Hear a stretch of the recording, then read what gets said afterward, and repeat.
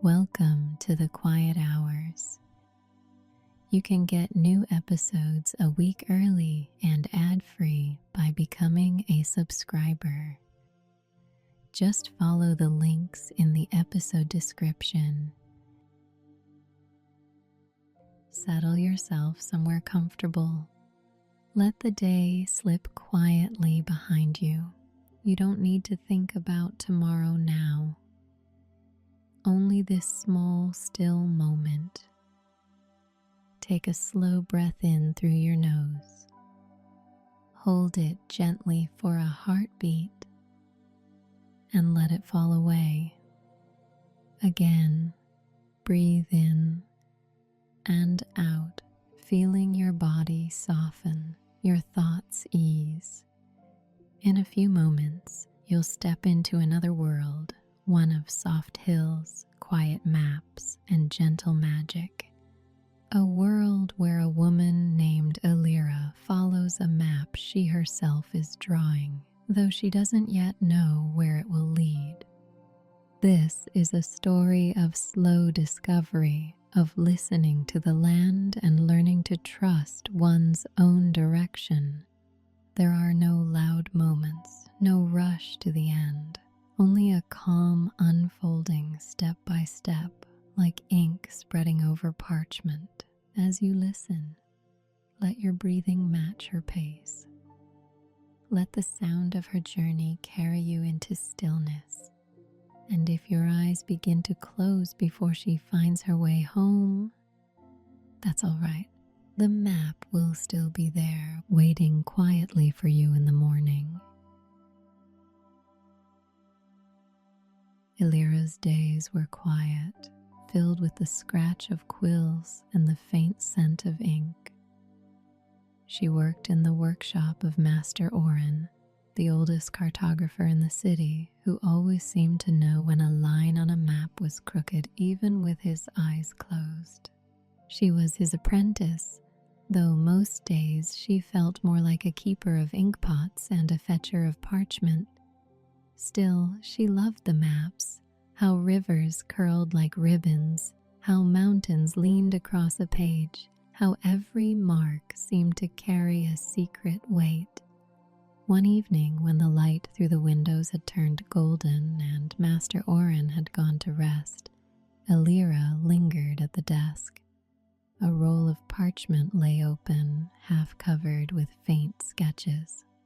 But unlike the tidy maps she was used to, this one looked strange. Parts were missing. A road started, but vanished into nothing. A hill was sketched only halfway. Whole stretches of white spread across the page, blank and waiting. Her fingers brushed the edge of the parchment. She couldn't explain why, but it made her chest tighten. It felt less like an unfinished map and more like an unfinished world. She dipped her quill and, almost without thinking, drew a line along the broken road.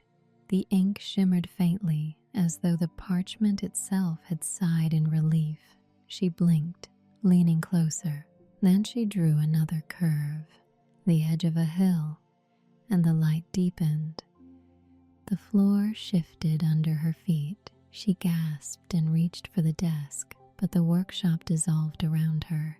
The smell of parchment faded, replaced by the scent of grass and soil. Light dazzled her eyes. When her vision cleared, she was no longer in the workshop. She stood on a narrow path, a satchel slung at her side, the quill still warm in her hand. Ahead stretched a road, unfinished, its edges blurring into emptiness. Behind her, hills leaned half-formed, as though waiting for her next mark. Elira's breath caught. The world was the map, and the map was the world.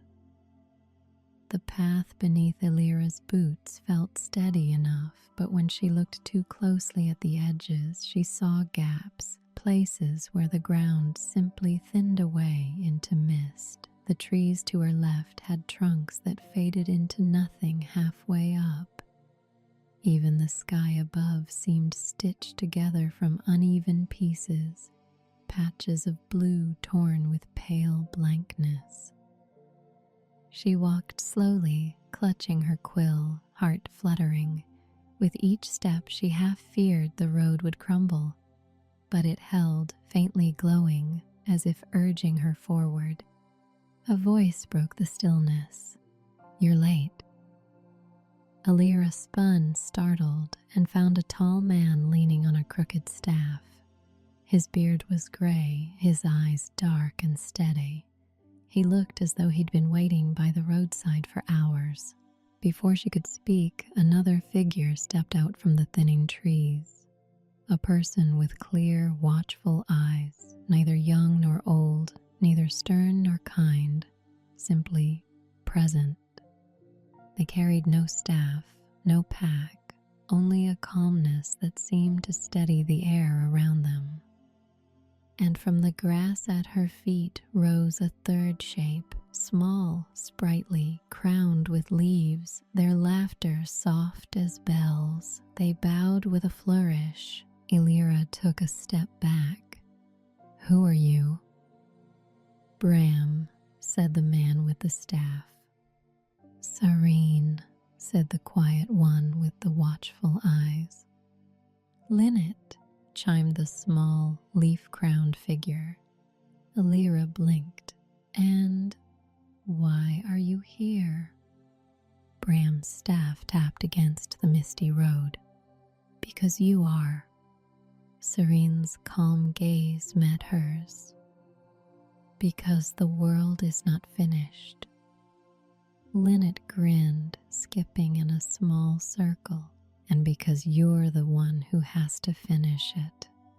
Elira stared at the unraveling sky, at the half-drawn hills, at the road that vanished into nothing. Her chest tightened. "Me? I'm just an apprentice. I don't know how to."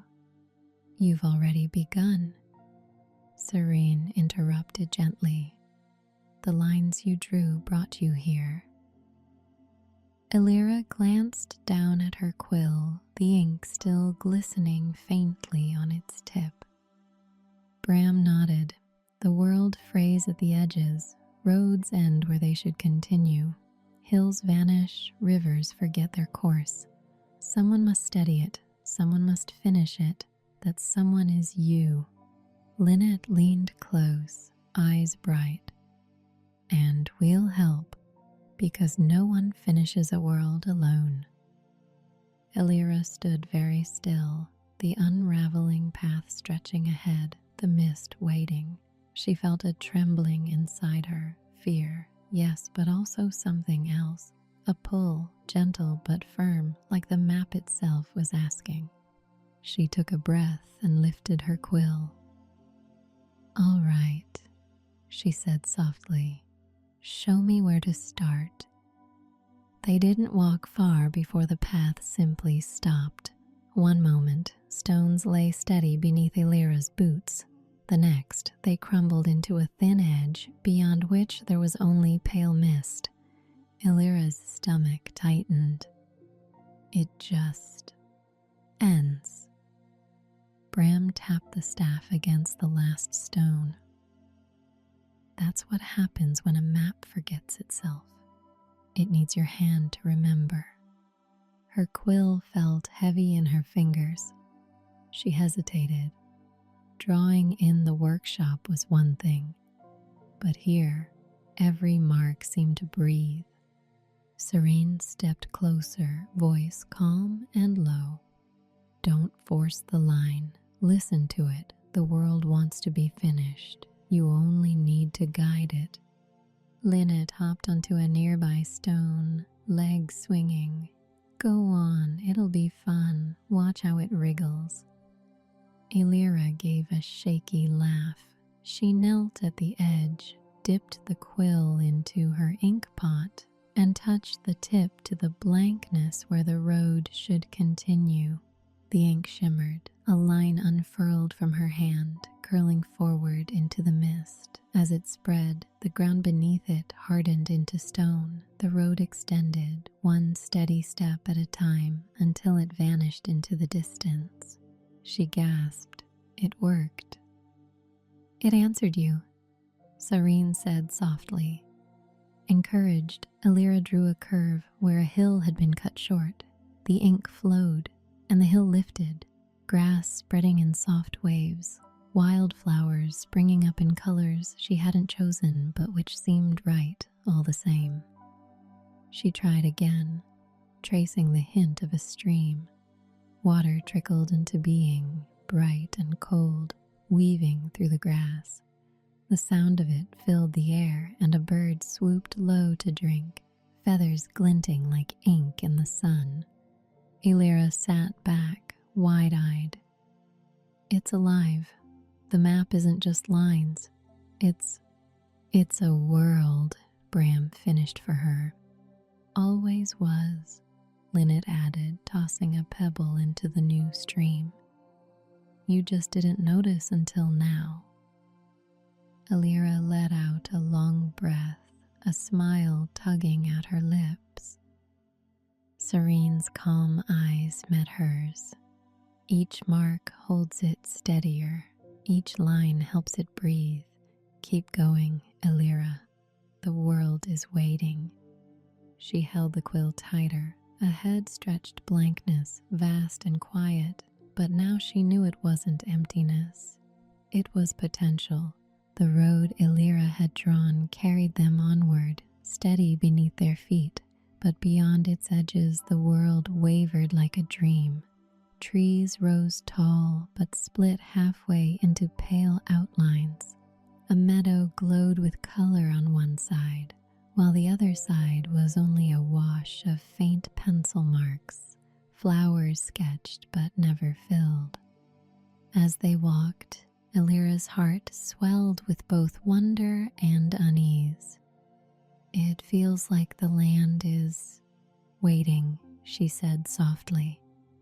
It is, Bram replied. Half-born things always wait for the rest. They passed a lake that shone like glass. On its near shore, reeds bent in the breeze, frogs leapt, and dragonflies skimmed the surface. But across the water, the far bank dissolved into nothing. Even the ripples faded mid-stretch, as though the world hadn't bothered to finish them. Elira knelt, trailing her fingers in the water.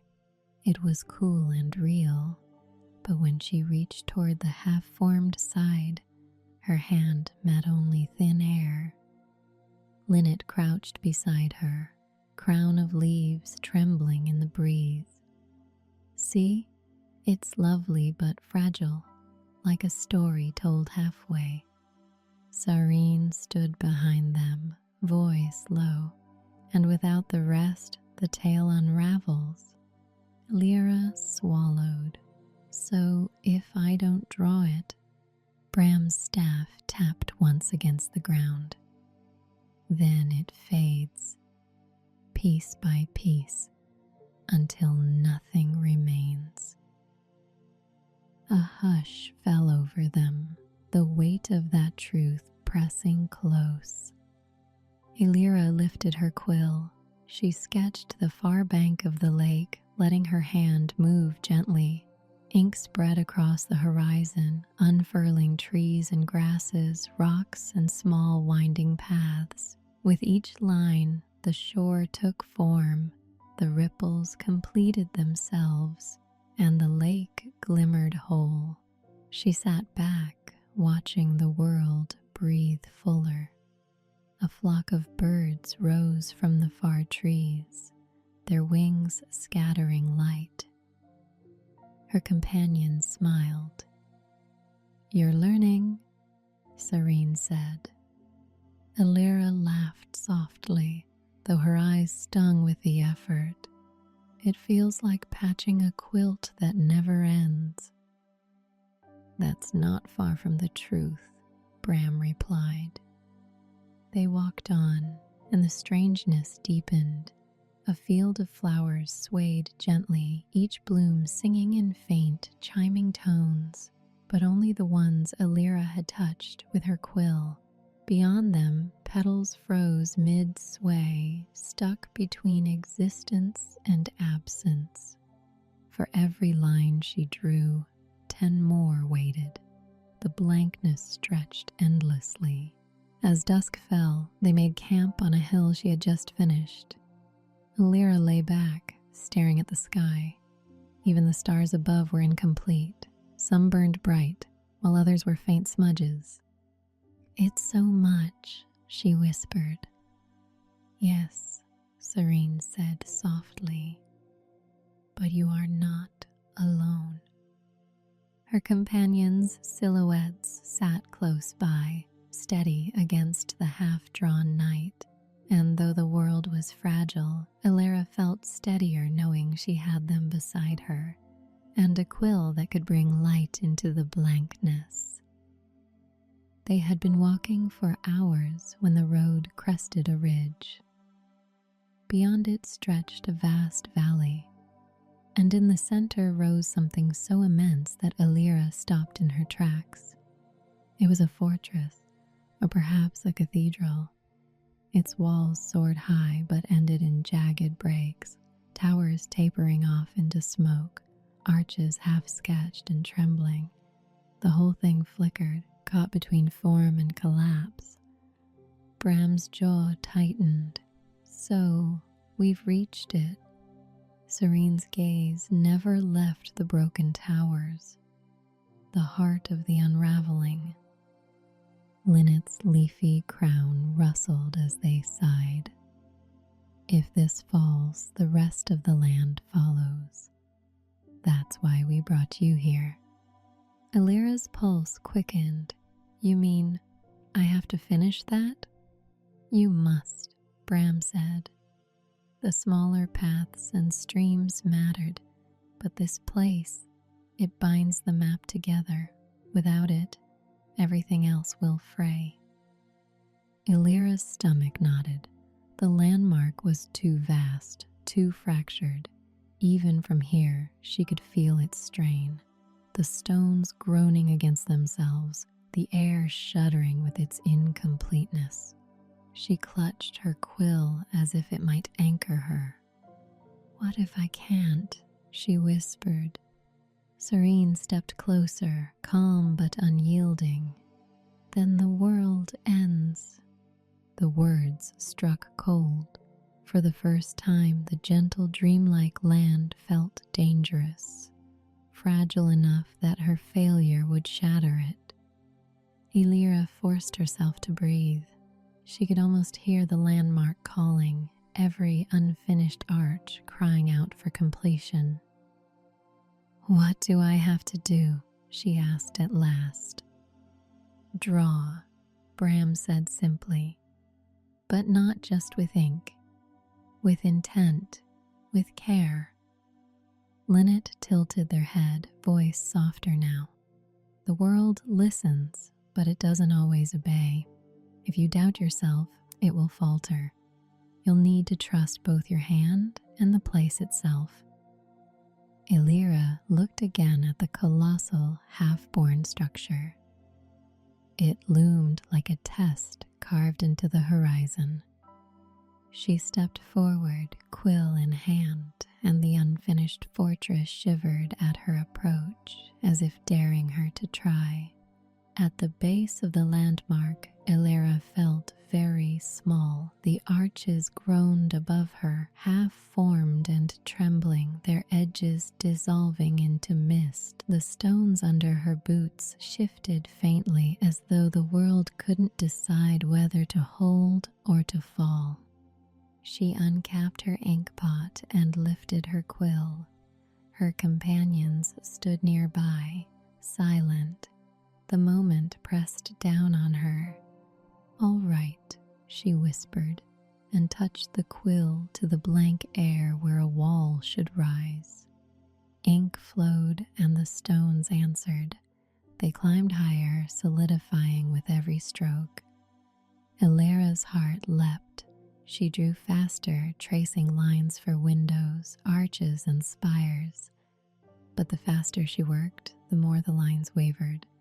A tower bent sideways, leaning at an impossible angle. An arch collapsed into itself, the ink bleeding into dark stains. One whole wall crumbled even as she finished it. Elira staggered back, quill trembling. No, wait. She tried to redraw, but the more she pressed, the worse it became. The fortress writhed, half-formed stone twisting like roots, blankness eating back into her marks. Bram's voice rang sharp. "Stop before you break it." Elira froze, chest heaving. The fortress shuddered, then stilled, its unfinished parts still raw and fragile. Her knees buckled. She dropped onto the rough ground, quill clutched tight in her ink-stained fingers. Tears pricked her eyes. "I can't do this, it's too much." Serene knelt beside her, their calm gaze steady. "The lines faltered because you faltered. The world mirrors your hand." Elira shook her head. "I tried. I gave it everything." "No," Serene said softly. "You gave it your fear, and fear twists the line." Linnet crouched at her other side, their leafy crown drooping. "The land doesn't need fast hands, it needs listening ones." Elira pressed her quill to her chest. "What if I'm not enough?" she whispered. Bram planted his staff firmly into the earth. "Then the world falls." His voice was blunt, but beneath it there was something fierce, almost protective. The silence that followed was heavy. The fortress loomed, unfinished, fragile, waiting. Elira curled her knees against her chest, quill clutched tight. For the first time since she had entered this strange place, she wished she could go back to the safe workshop, back to copying neat little maps under Oren's watchful eye. But there was no going back, not yet. The night was long. Elira sat at the base of the trembling fortress, her quill heavy in her lap. The others gave her space, Bram pacing the edges, Serene silent as stone, Linnet curled up like a child of the grass. She couldn't close her eyes. Every time she blinked, she saw the twisted lines she'd drawn, the bent tower, the collapsed arch, the ink bleeding like wounds. She pressed her forehead to her knees, ashamed. At last Serene spoke, their voice low and even. "Why did you rush?" Elira lifted her head, throat tight. "Because I was afraid if I hesitated, the whole place would fall apart." "And what happened?" Serene asked. Her laugh was bitter. "It fell apart anyway." Bram stopped pacing. His staff thudded against the earth. "Fear doesn't finish anything. It only frays it faster."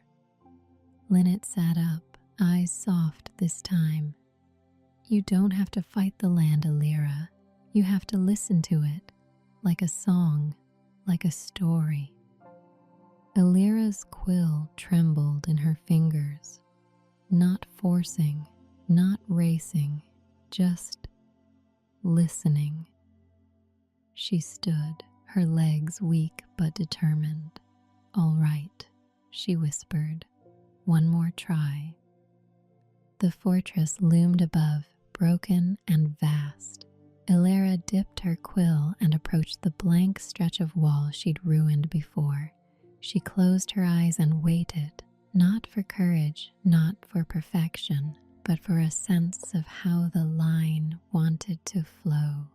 When she opened her eyes, she touched the quill lightly to the air. The ink spread slowly, curving in a way she hadn't expected. Instead of a tall tower, it shaped itself into a rounded dome. Vines curled along its edges, flowers blooming where she hadn't planned them. She let it happen. Another stroke, gentler still, gave strength to an arch.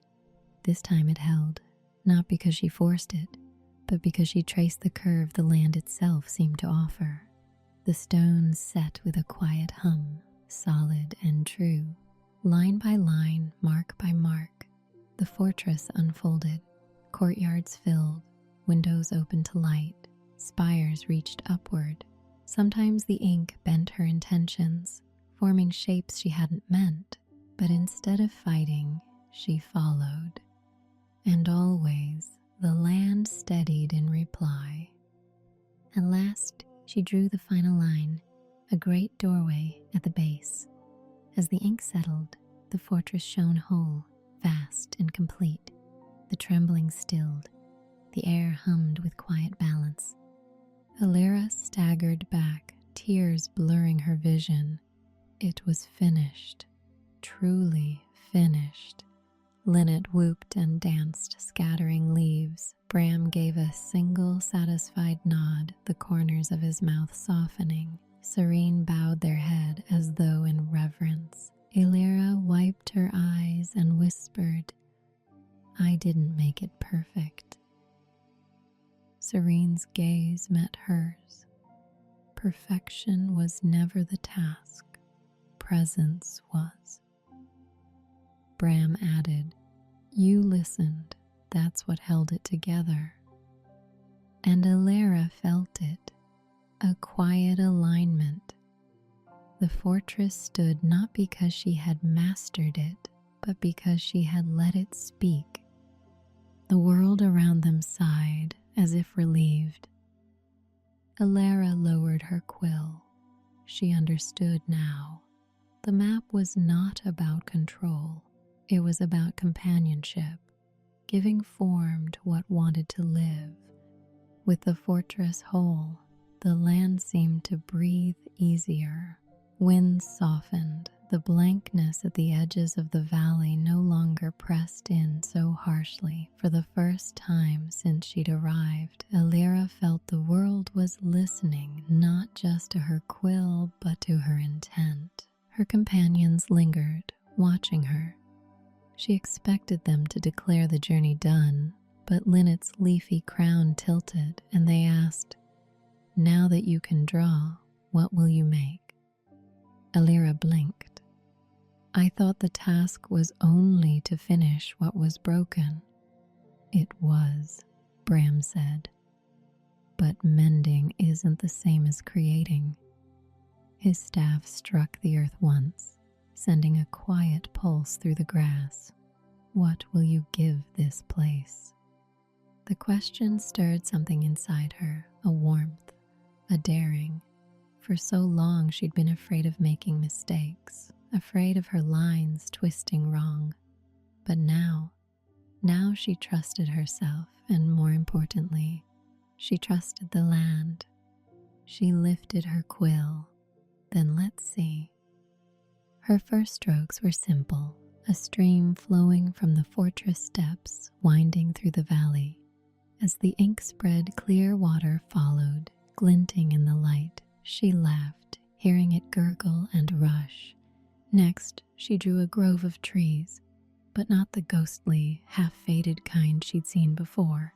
These ones unfurled strong and lush, their branches heavy with fruit. Linnet clapped their hands in delight, darting beneath the shade as flowers bloomed at the roots. Elira's quill moved more freely now. She drew bridges over the river, small cottages tucked among the meadows, gardens spilling into color. As she worked, she didn't rush or force. She paused often, listening, letting the land answer her lines. And when it did, the places she sketched grew vibrant, alive, welcoming. At one point, Serene murmured, "You've given them not just walls, but a home." Bram added, his voice softer than before, and not just survival, but a future. Elira stepped back at last, ink staining her fingertips, her heart full. The valley below had transformed. It wasn't perfect. She could still see places that were thin, faint, waiting, but it was alive in a way that felt true. She looked at her companions. Will they be all right now?